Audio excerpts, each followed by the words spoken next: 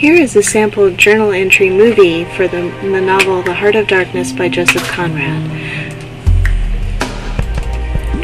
The quote of interest that took me most by surprise was on page 14, and it starts off like this. She seemed to know all about them and about me too. An eerie feeling came over me. She seemed uncanny and fateful. Often far away, there I thought of these two guarding the door of darkness, knitting black wool as for a warm pall. One introducing continuously to the unknown, the other scrutinizing the cheery and foolish faces with unconcerned old eyes. I, old knitter of black wool, morte te salutant. Not many of those she looked at ever saw her again, not by a long way. My reaction to this was, wow, how eerie. Marlowe sets up the weirdness of the story by having these two old women sit outside the office. They knit like the Fates. Perhaps they are like the Fates. He should really pay attention to these women. They seem to be some kind of foreshadowing of what's to come. All the darkness and mentioning of death imagery, like Paul. Hey, isn't that warm Paul an oxymoron? To continue, his final lines are very foreboding. I think the Latin is from the movie Gladiator.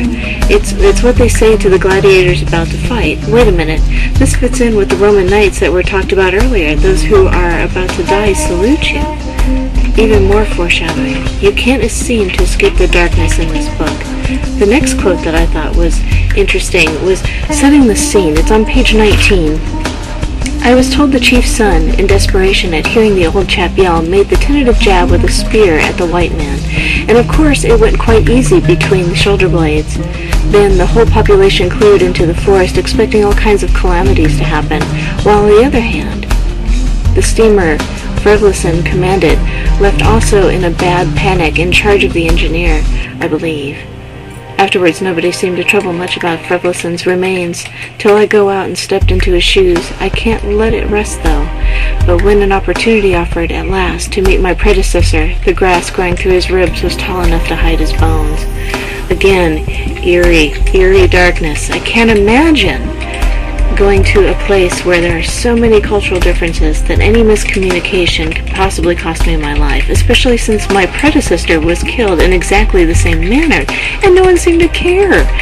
Maybe that is unfair to say. Maybe it's not about caring, but rather a reflection of the circle of life. Just like in the cartoon The Lion King, Disney, death is just another step towards a circle of rebirth.